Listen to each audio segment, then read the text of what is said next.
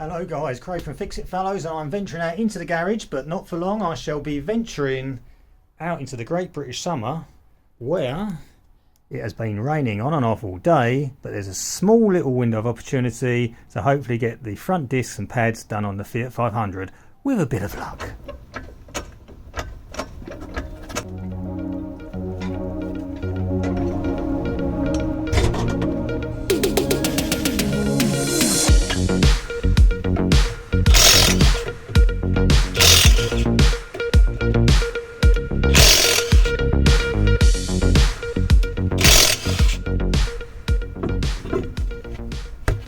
Here we are guys, we're at the hub. So we have our brake caliper here. On this Fiat 500 it has a single bolt holding it in place here, which you access from there. I believe that's a hex head, and then it has a pin holding in the actual pad carriage there, through there, and there's some sort of like locking pin you pull out. Here's the replacement pin just for observational points. Yep, so there, and it comes with a new pin. Okay, so you would pull that pin out, that locking pin, slide out the pin that way, and then effectively this carriage can rotate on the main bolt there, I believe, and we can get the pads out. As we're actually doing the disc as well, we will then need to take off the whole brake piston assembly there, and there are bolts, one here and another one down the bottom there. So anyway, let's get this out and see whether we can rotate this around sufficiently without having to remove this top bolt. Okay, so take a pair of long nose pliers, you grab hold of that little lock split pin and you put it out. It comes out super easy, and then that allows you to hit out this pin. So let me just get myself a hammer. So we tap that through.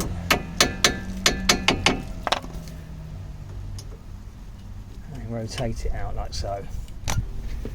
Okay, so now that pin's out, we can disconnect the wear sensor from there, like so. Okay, and then that allows us to rotate this entire pad carriage thing around the top bolt like so. Okay, so that gives you access to your piston and to your pads. Okay, but we're going to want to take this whole assembly off because we're replacing the discs as well, and it now gives us access to the two bolts here and here that hold on the whole brake assembly, so we can then take the disc off.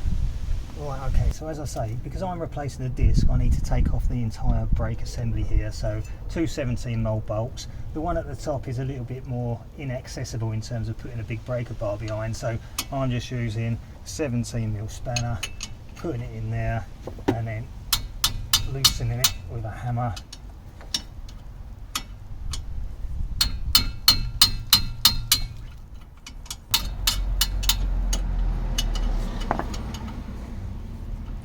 And away it's coming. Okay, the bottom bolt, I can get my breaker bar in there, and there we go.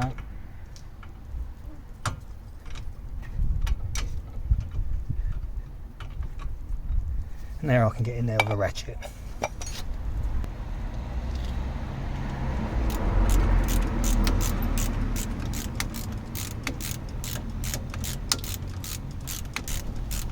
Take the bottom one out.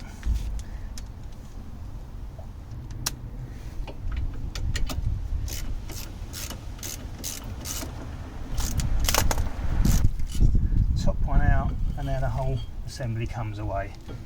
Okay, there we are. As it is, these pads aren't terribly worn.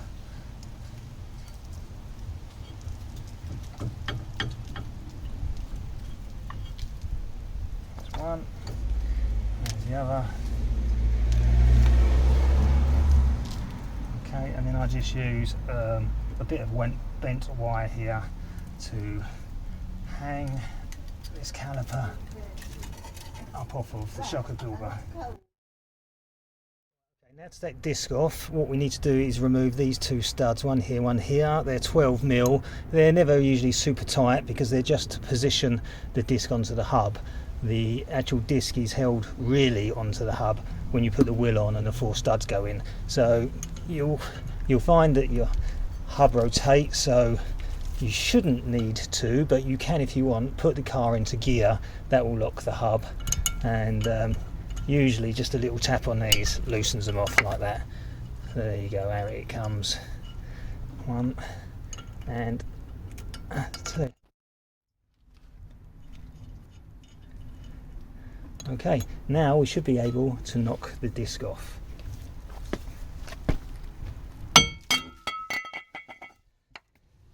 And there it is, disc is off. We can now just give this a bit of a clean up, put the new disc on, put it all back together. Just using a bit of rag and a bit of brake cleaner.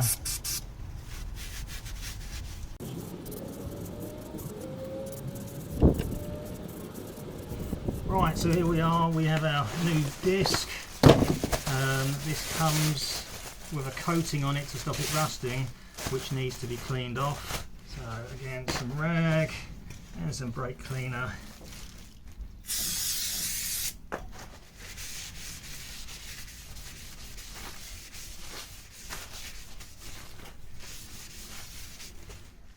On both sides.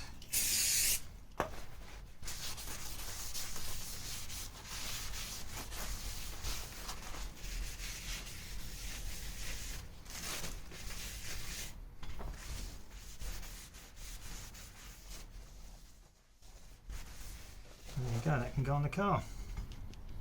So let's put the new disc back on. Just got to line up the 2 holes with the holes in the hub. Like so, and we put our retaining bolts back in. Hello. All right. Yeah.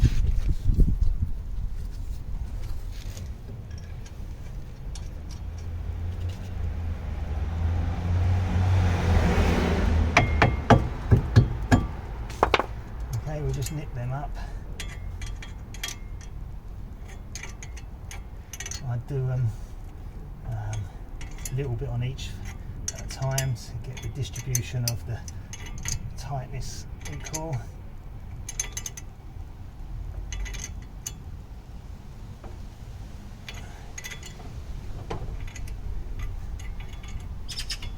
Okay, just going to give that a little tap around with the hammer. Same on that one. Right, okay, so now to put all of the brake caliper back onto the hub.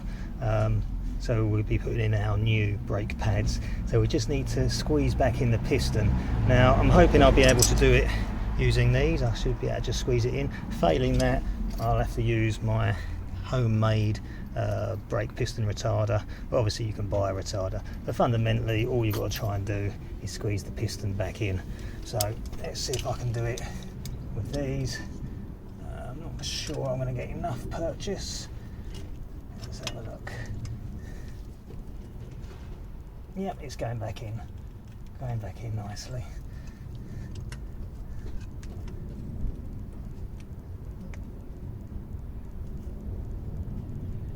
There we go, that's all the way back in. So let's put the assembly back on the hub. So let's lift it off of its hanging wire.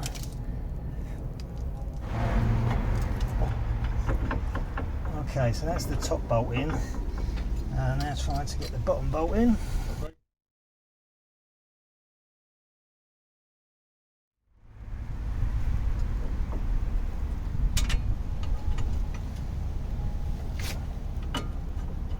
So you just have to jiggle it around a little bit so that the threads line up.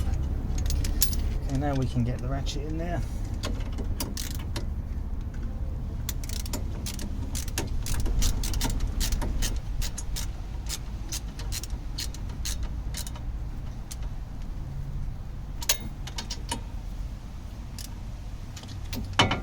And just make sure that the hub rotates freely without rubbing on anything, which it does, all good. We can get back in there now with our break a bar and give that a good tighten up.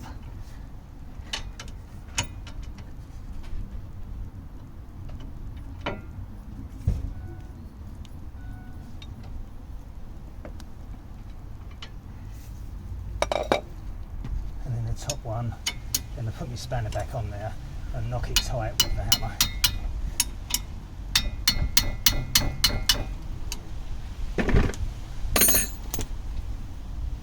Right, okay, so the assembly is all back on. We can now put the new pads in. Right, okay, so here we are with one of the new pads. I took the wear sensor off of the old pads. The old pads were nowhere near worn, so this sensor is perfectly fine. So this sensor, it fitted to the inboard pad and it goes through one of these holes here. So you just push it in there, it kind of just twists in. As you can see, it protrudes through a certain distance, and obviously once the pads get a certain amount of wear on them, it will wear out the wear indicator and set your light off on the dashboard. So anyway, let's pull this up and position the disc in place, pad in place.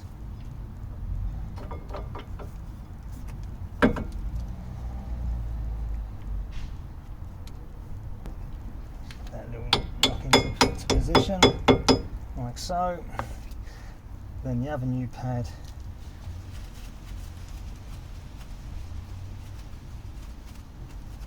goes on that side. And again, just get it a little knock into position, like that.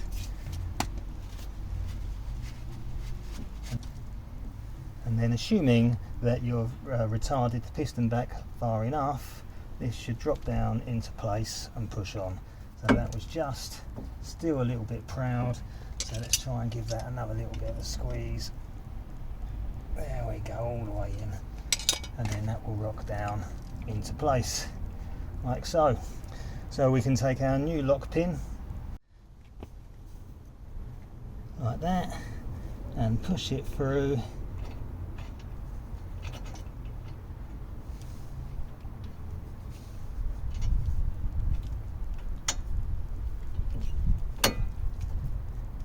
Like that. You might find a bit of resistance because this spring here pushes onto the pads, so you have to compress the spring in order to get your new lock pin where it needs to be.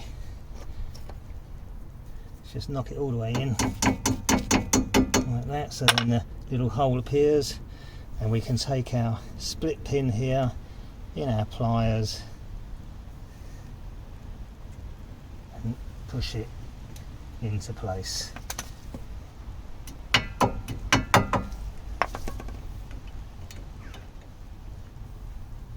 Like so.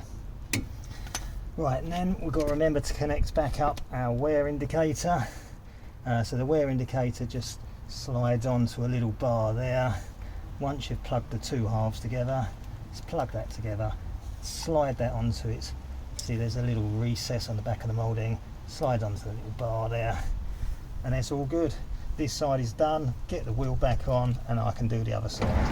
Before I put the wheel on, let's just give this a final little clean up. Bit more brake cleaner, and the discs both sides where possible.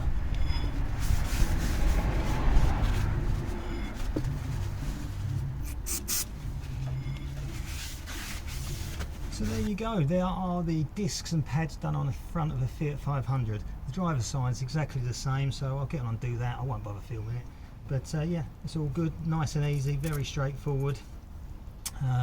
Yeah, no problems at all from what I can see. Right, so thanks for watching. Please be sure to like and subscribe and check out some of my other videos, and I shall see you again very soon. Bye bye.